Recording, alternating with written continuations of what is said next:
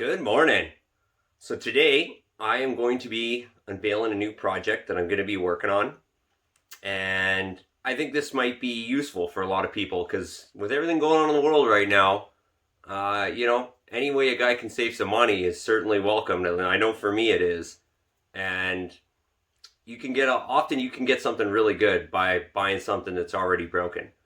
So when I decided I needed a second saw, I reached out to my good buddy Tin Man and asked him what to look for, what models I should be looking for, and he gave me all that information. And then he went and did one so much better, and he found me a smoking deal on the local classifieds. So thanks so much, buddy. Thanks to you, I got my first big boy saw.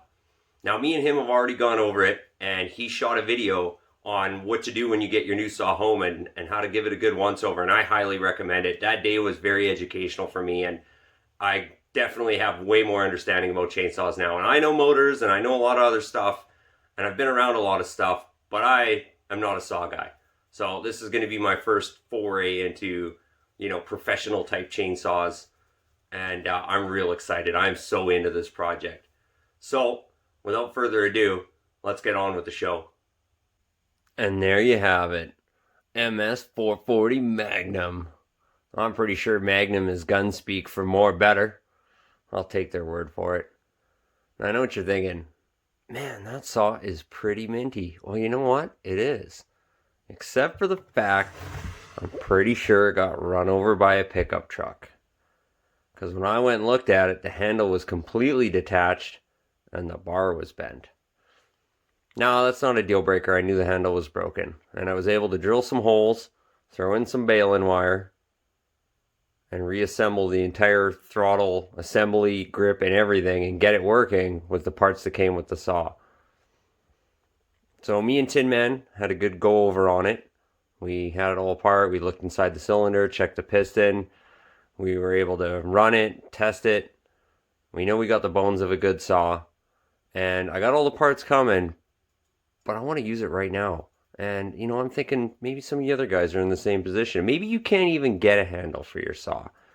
So I got a couple of ideas on how I think we can get this sorted out. And I'm going to do it with stuff that anybody can get that's readily available, as far as I know, everywhere. So I'm going to show you how we're going to do that. So what we're going to do is we're going to use a combination of materials that I've used to fix bumpers, plastic weld, and repair fishing rods that I've slammed in tailgates. I know. It sucks every time, but for whatever reason, that's a lesson I got to learn every couple years. And so what we're going to use are basically these three things. We're going to use some of this lath, I believe it's called. Lathe. I'm not sure. But what it's for is they put this on houses, and right before they stucco them, they put the stuff on the corners. I call it stucco wire, but it has a word. I was cruising from job site to job site in the pump truck the other day, and I seen a house that had been freshly wired. So I knew there'd be some of this lying on the ground, and sure enough, I found this piece, and that's all I need. So there's that.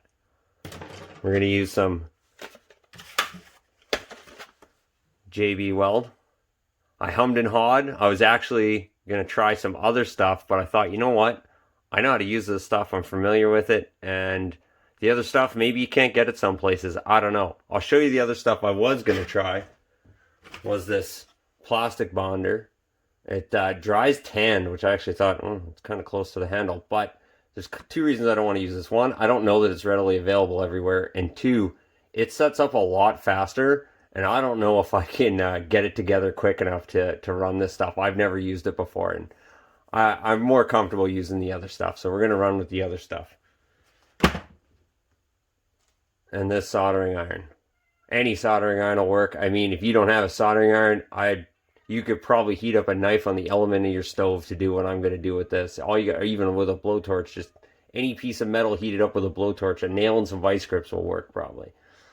And what my plan is to cut a piece that fits in this missing area, fold it in half so it's double thick, and I'm going to melt it into the handle.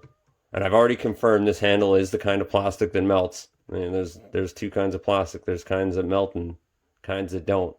And I'm going to melt it into there, And I'm also probably going to drill a couple holes and even baling wire it into there and recess it all down so that when I fill this whole cavity with JB Weld, that nothing protrudes higher than the original height. And if I got, I'll probably even go a little high with it and file it off afterwards, because you can file it when it's good and cured. And if everything goes good, it should be strong, like real strong. Strong as new. And in this area here where there's just a crack, I'm going to embed some of this wire in there. I'm going to melt it down into the plastic. I'm going to grind it out a little bit, put a little bit of a gully in there, and I'm going to fill that all in as well. And hopefully when it's done, it'll be strong. We're going to find out one way or the other. Even when that new handle gets here, I'm going to run this till it breaks. So we're going to find out if this is a viable way to do this. But I got every inclination to think this is going to work. So I'm going to get to it. Okay, so what I'm doing is I've laid the wire out over top, and I'm just using my soldering iron to groove it in where the wire is going to go. So I see that I've already done this area, and this area. I'm going to make this one next. And all I'm doing is I just kind of eyeball it, and I move it out of the way. Soldering iron might not be hot enough yet. I just had to refill it. And I'm just kind of melting it into the plastic.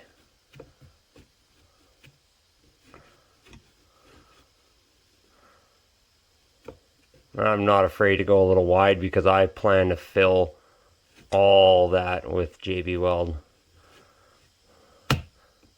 And get it nice and deep so it gets right in there.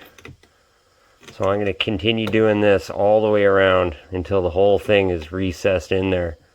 And I'll show you what it looks like when we get there.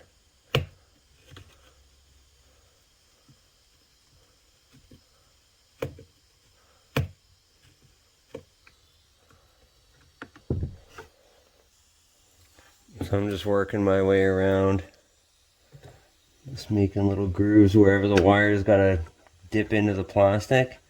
And I'm just trying to, basically what I'm doing is, I've done a lot of parking garages where they chip out, like, you wouldn't believe how much of the concrete they take out of these things. 80% of it, they'll like cut beams in the middle and leave like 8-foot chunks, and then they just epoxy rebar in and they tie it all together.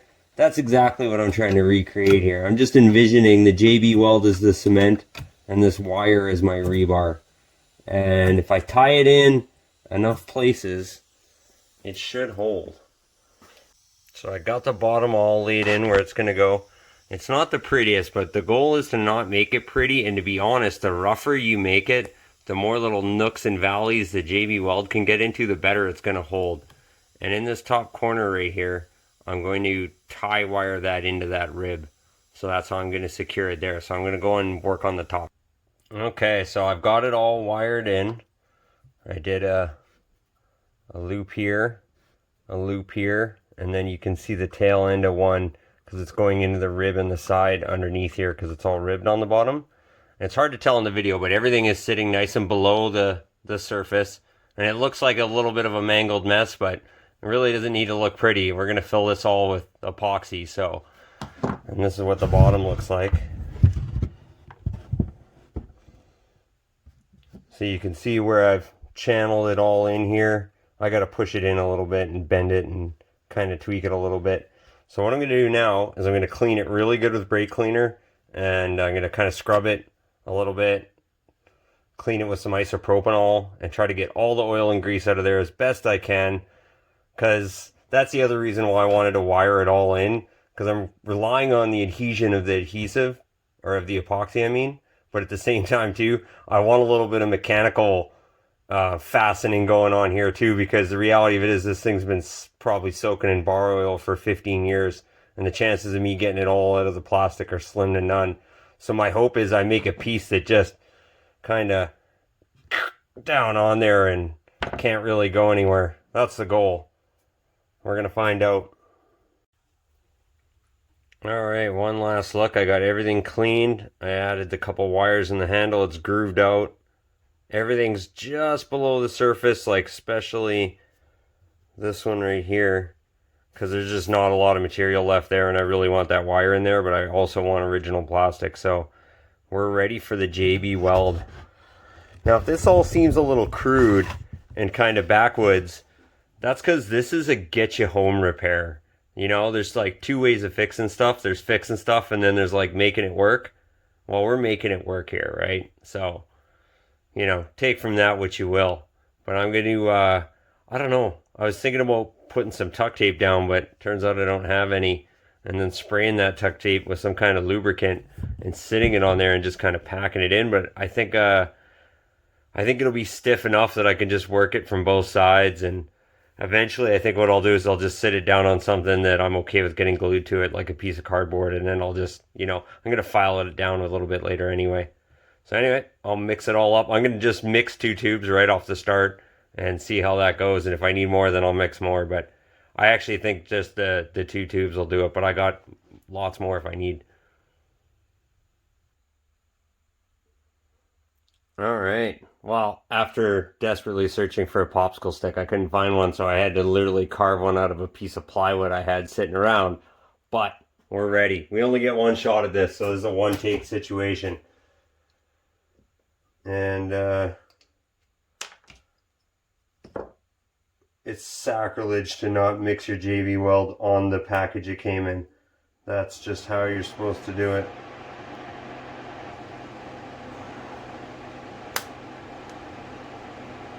I'm just going for it.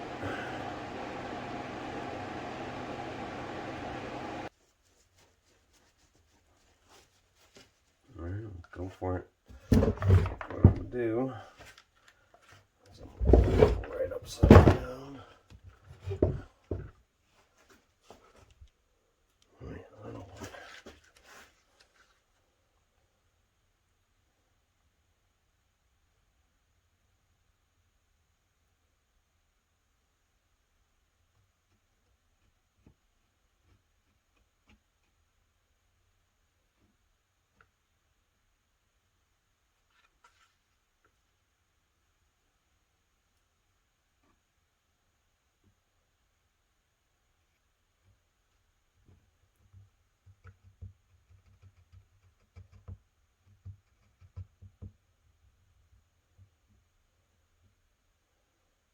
Just kind of poking and vibrating in the holes. I want to fill all the cavities that have wire in them and just make it one solid piece, which might be a stress problem, you know, because it won't flex in this one area as much as it flexes other areas, but I'm hoping that I'm grabbing enough of an area that that's not an issue.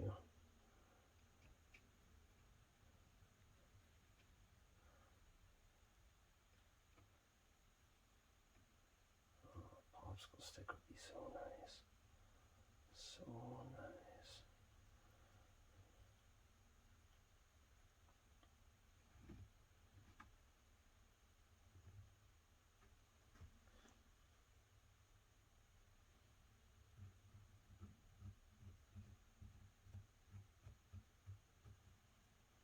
I'm not even worried about putting it on here too smooth.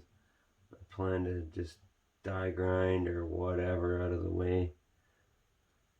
This saw is going to be a test bed for a bunch of stuff, as well as be my primary wood cutting saw. Oh no, it's oozing on the handle. Okay, well. All right, well, we're at the crossroads now. Now we flip. Now we're going to try to keep this elevated. Oh yeah, those two tubes were tons. I could have probably used half as much. That's okay.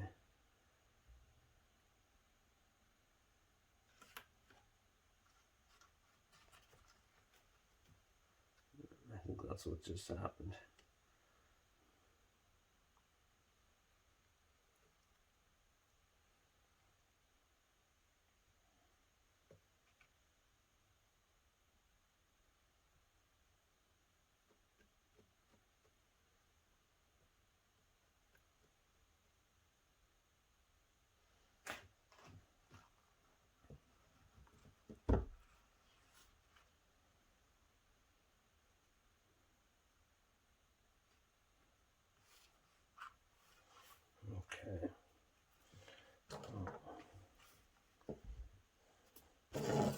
That's a mess. That's a mess. Alright, we're going to pause it here for a second. I'm going to figure out a plan for life and go from there. Okay, I wiped off the handle and I'm just going to use this like a little bit of a form against here. Probably, really, that's probably good enough. And I'll just peel the cardboard off of it afterwards.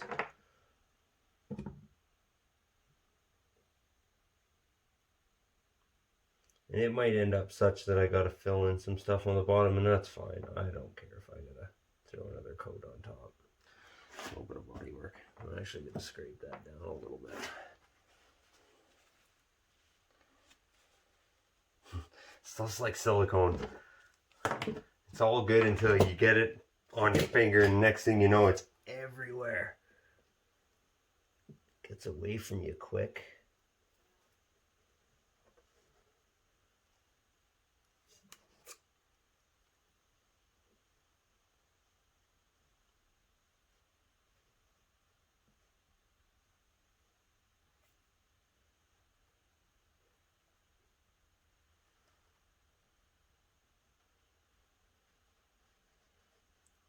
I should have just left it high.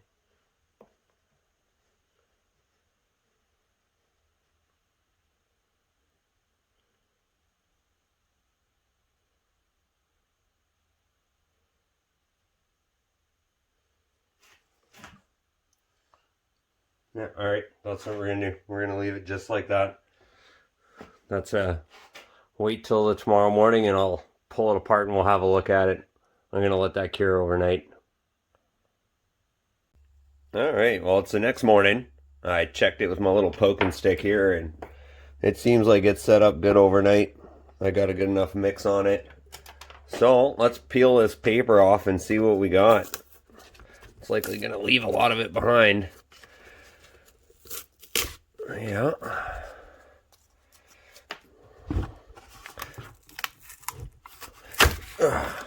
Yeah.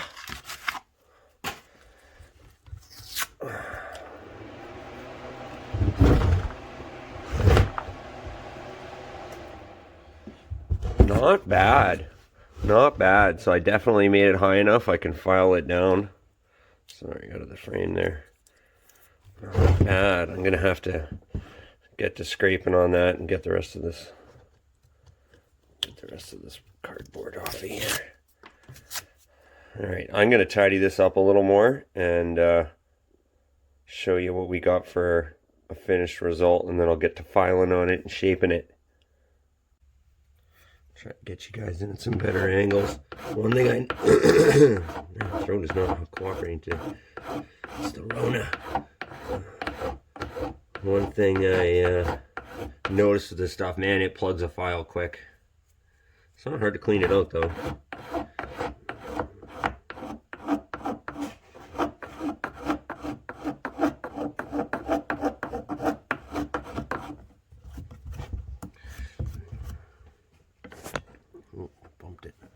I might even take some care and put some tape over them stickers and keep my factory stickers.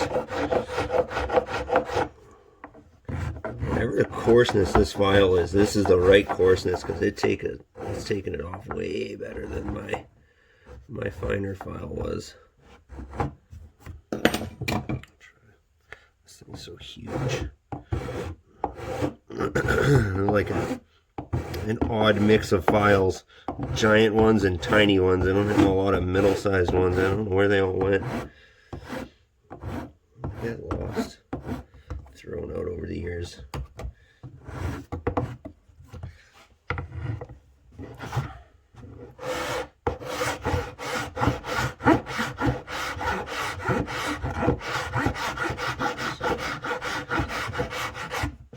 File it with this one a little bit. I just want to see where that.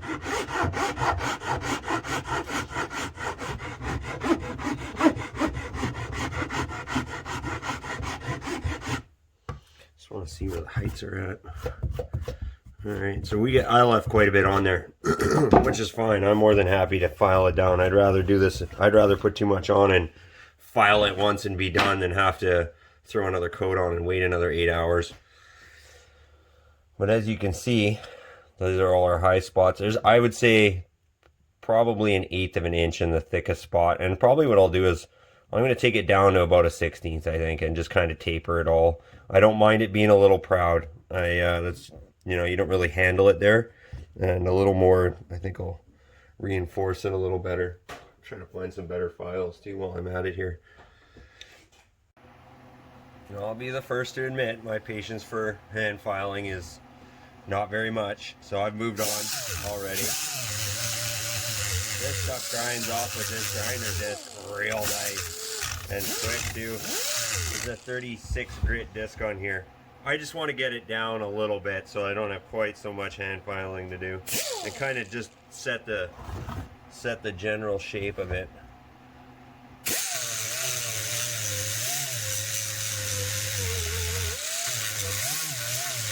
You don't need one of these to do this. A file will get you there probably in 10 minutes. I just would rather do it in 2. Now let's be honest, you don't even need to grind it down. You could just go run it right now. It doesn't need to be cleaned up at all, really. I'm just trying to do a little better, that's all. I think I might even go ahead and put some tape on.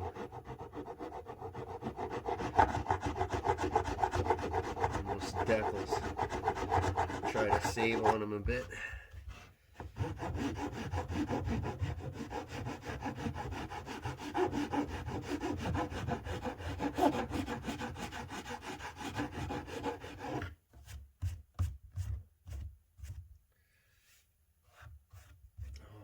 That's turning out so good.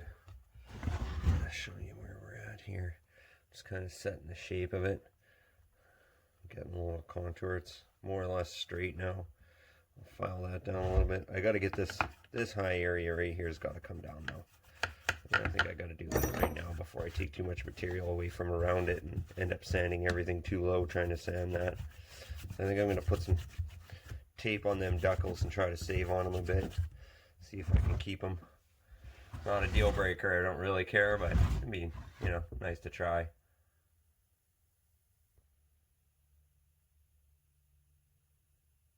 Okay, well, we're throwing the whole toolbox at it now. I got the die grinder out. And this one's really good.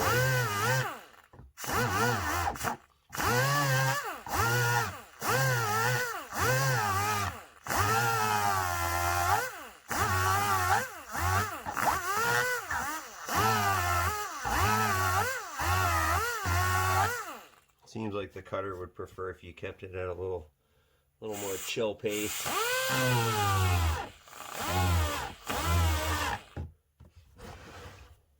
I'm just doing this to get the excess off quickly, so then I'm just going to sand on it. We're basically there. We're going to call this pretty much good enough after this. Alright, there you have it. You can see there's a couple little air holes, and I ended it at just filing. I'm not going to sand on that anymore, but if you really want to get particular, you can get on there with some finer grits and work your way up and go from there. But all in all, I am very happy with the way it turned out. Pick this up a little bit and give you the full tour.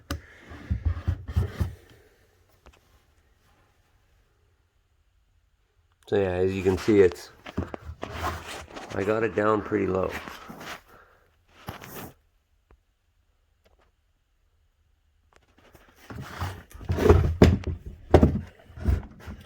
And that's how the bottom turned out.